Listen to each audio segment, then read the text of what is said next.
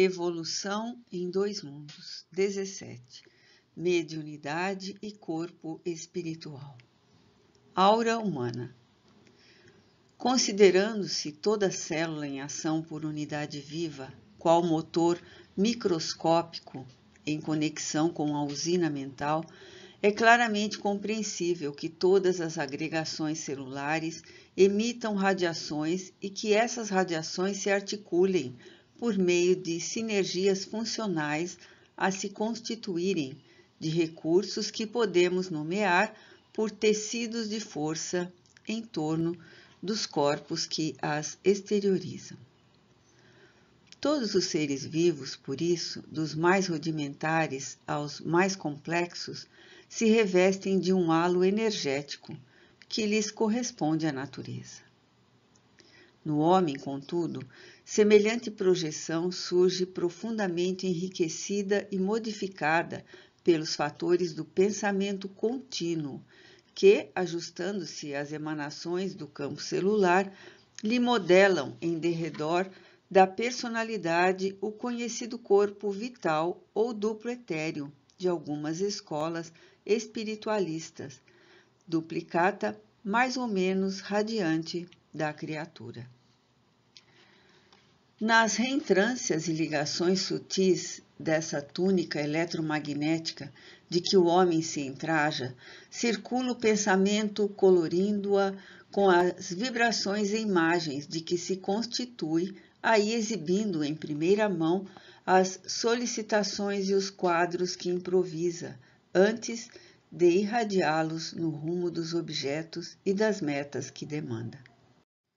Aí temos, nessa conjugação de forças físico-químicas e mentais, a aura humana, peculiar a cada indivíduo, interpretando-o ao mesmo tempo que parece emergir dele, à maneira de campo ovoide, não obstante a feição irregular em que se configura,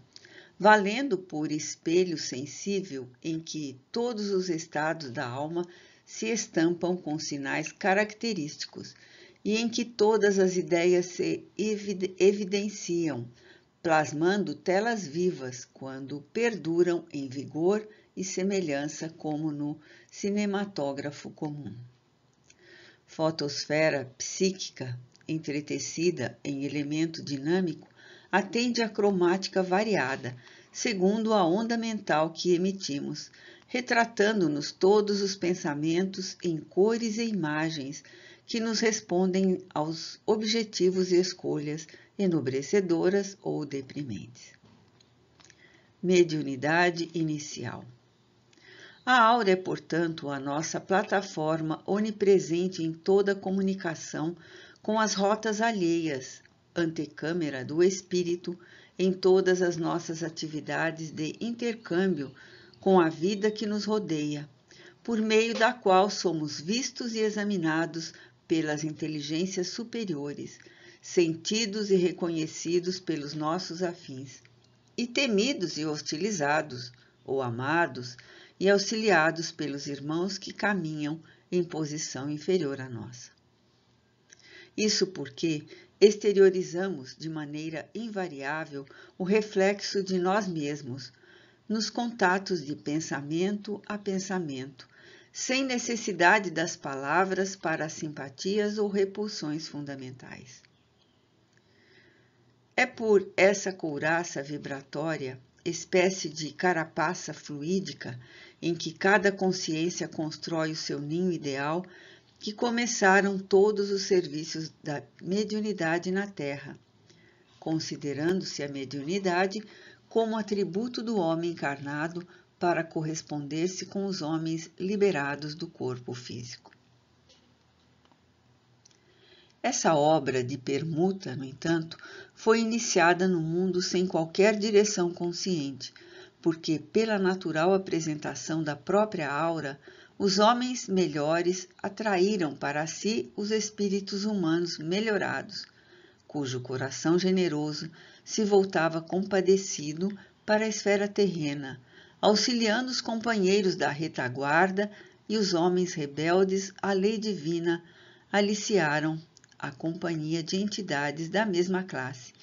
transformando-se em pontos de contato entre o bem e o mal, ou entre a luz e a sombra que se digladiam na própria Terra. Pelas ondas de pensamento a se enovelarem umas sobre as outras, segundo a combinação de frequência e trajeto, natureza e objetivo, encontram-se as mentes semelhantes entre si, formando núcleos de progresso em que homens nobres assimilaram as correntes mentais dos espíritos superiores para gerar trabalho edificante e educativo, ou originando processos vários de simbiose em que almas estacionárias se enquistaram mutuamente, desafiando debalde os imperativos da evolução e estabelecendo obsessões lamentáveis a se elastecerem sempre novas nas teias do crime ou na etiologia complexa das enfermidades mentais. A intuição foi, por esse motivo, o sistema inicial de intercâmbio, facilitando a comunhão das criaturas, mesmo à distância, para difundi-las no trabalho sutil da telementação, nesse ou naquele domínio do sentimento e da ideia, por intermédio de remoinhos imensuráveis de força mental, assim como, na atualidade, o remoinho eletrônico infunde em aparelhos especiais a voz ou a figura de pessoas ausentes, em comunicação recíproca na radiotelefonia e na televisão. Sono e despreendimento. Releva, contudo, assinalar que, em se iniciando a criatura na produção do pensamento contínuo, o sono adquiriu para ela uma importância que a consciência em processo evolutivo até aí não conhecera. Usado instintivamente pelo elemento espiritual como recurso reparador no refazimento das células em serviço, semelhante estado fisiológico carreou novas possibilidades de realização para quantos se consagrassem ao trabalho mais amplo de desejar e mentalizar.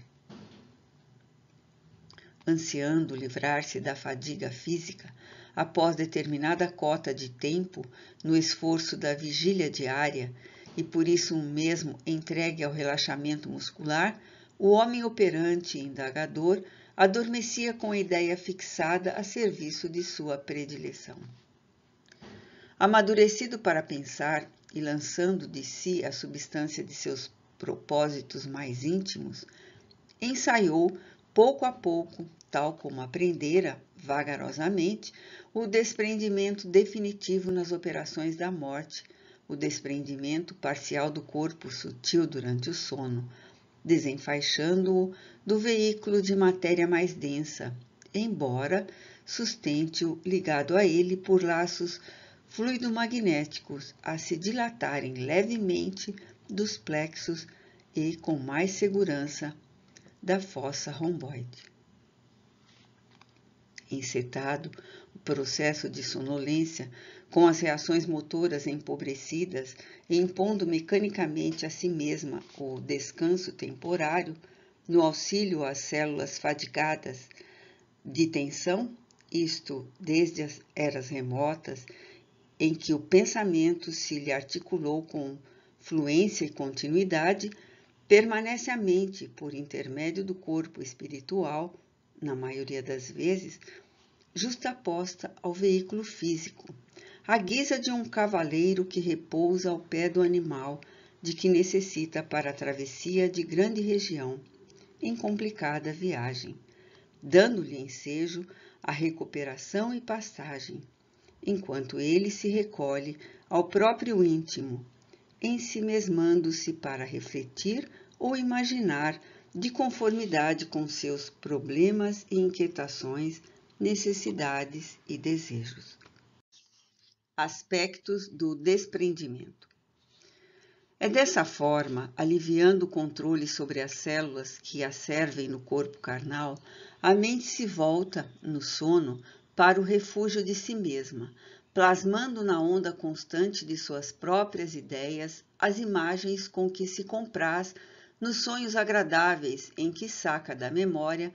a essência de seus próprios desejos, retemperando-se na antecipada contemplação dos painéis ou situações que almeja concretizar.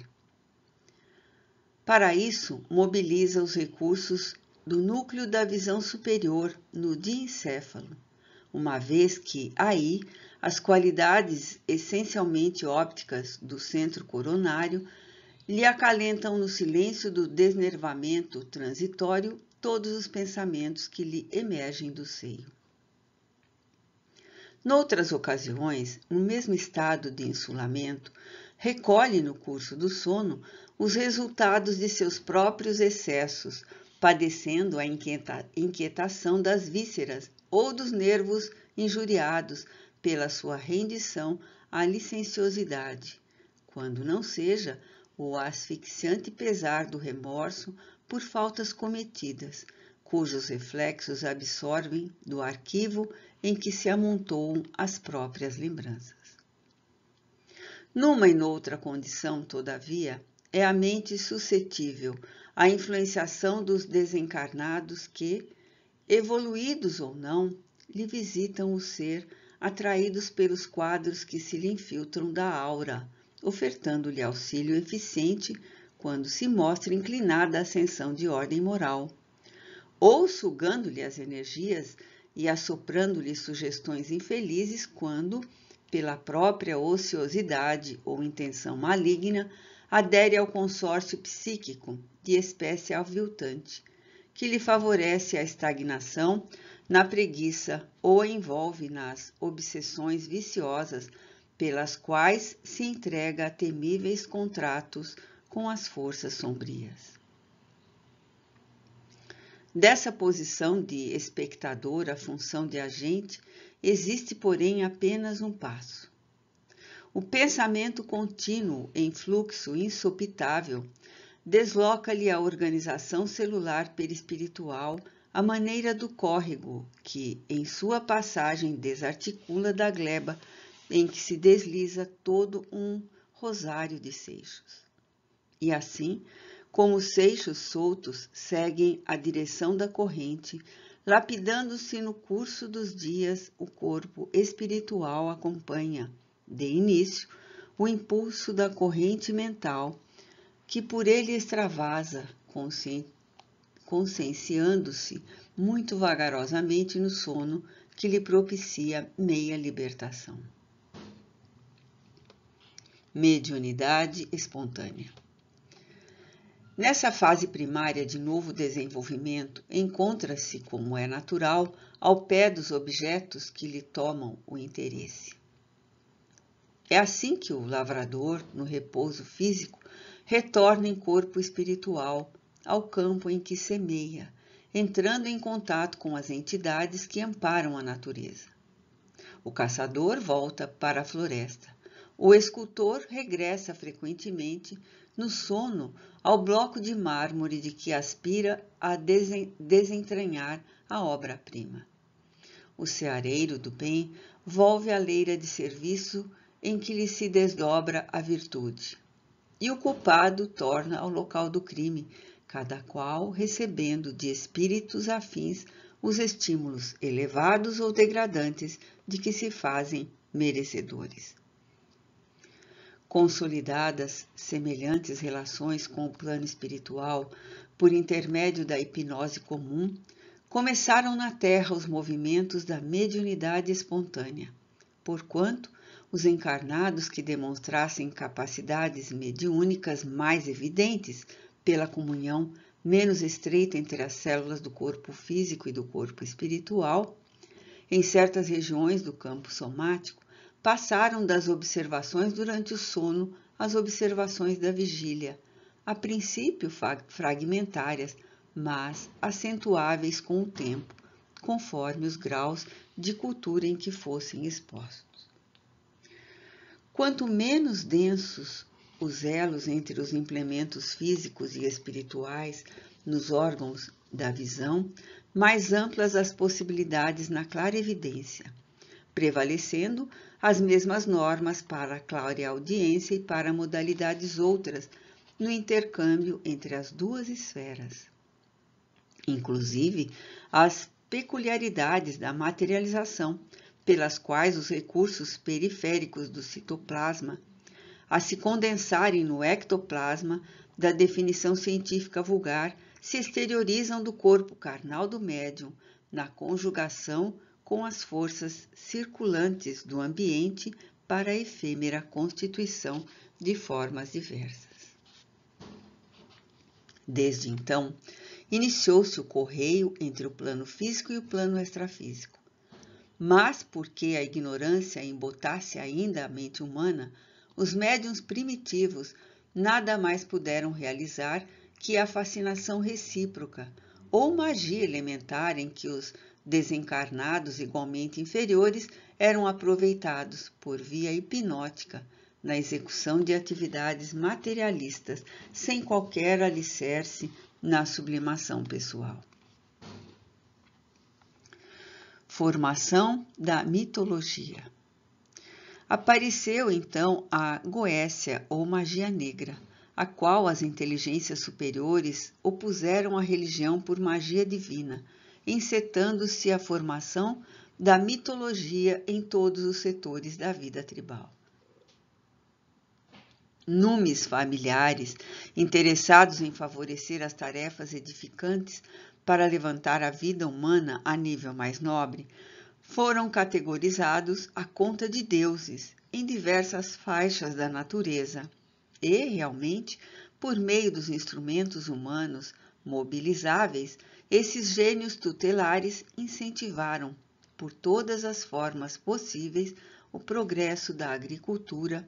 e do pastoreio das indústrias e das artes.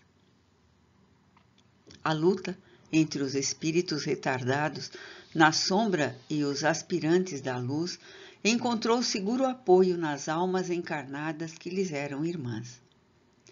Desde essas eras recuadas, empenharam-se o bem e o mal em tremendo conflito que ainda está muito longe de terminar, com bases na mediunidade consciente ou inconsciente, técnica ou empírica.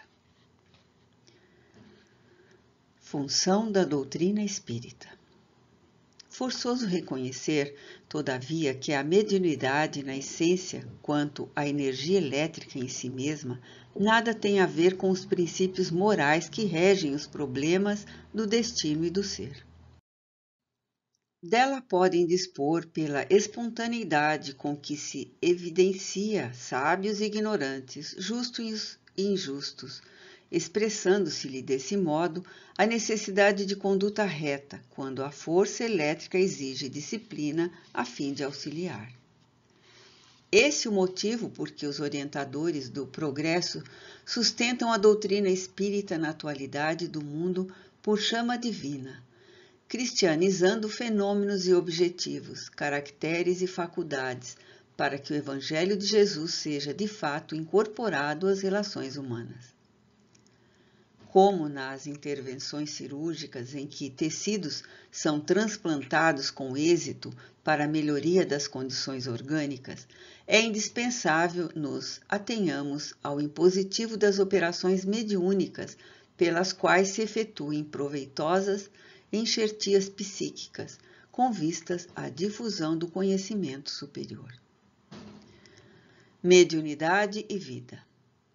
Eminentes fisiologistas e pesquisadores de laboratório procuraram fixar mediunidades e médiuns a nomenclaturas e conceitos da ciência metapsíquica.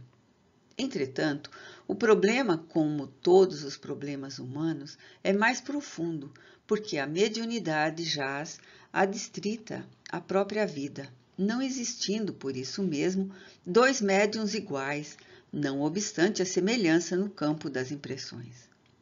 Por outro lado, espiritualistas distintos julgam-se no direito de hostilizar-lhe os serviços e impedir-lhe a eclosão, encarcerando-lhe os supostos perigos, como se eles próprios, mentalizando os argumentos que avocam, não estivessem assimilando, por via mediúnica, as correntes mentais intuitivas, contendo interpretações particulares das inteligências desencarnadas que os assistem. A mediunidade, no entanto, é faculdade inerente à própria vida, e com todas as suas deficiências e grandezas, acertos e desacertos, é qual o dom da visão comum, peculiar a todas as criaturas, responsável por tantas glórias e tantos infortúnios na terra. Ninguém se lembrará, contudo, de suprimir os olhos porque milhões de pessoas, em face de circunstâncias imponderáveis da evolução, deles se tenham valido para perseguir e matar nas guerras de terror e destruição. Urge iluminá-los, orientá-los, esclarecê-los. Também a mediunidade não requisitará desenvolvimento indiscriminado, mas sim, antes de tudo, aprimoramento da personalidade mediúnica e nobreza de fins, para que o corpo espiritual, modelando o corpo físico e sustentando-o, possa igualmente erigir-se em filtro leal das esferas superiores, facilitando a ascensão da humanidade aos domínios da luz. Uberaba, 26 de março de 1958.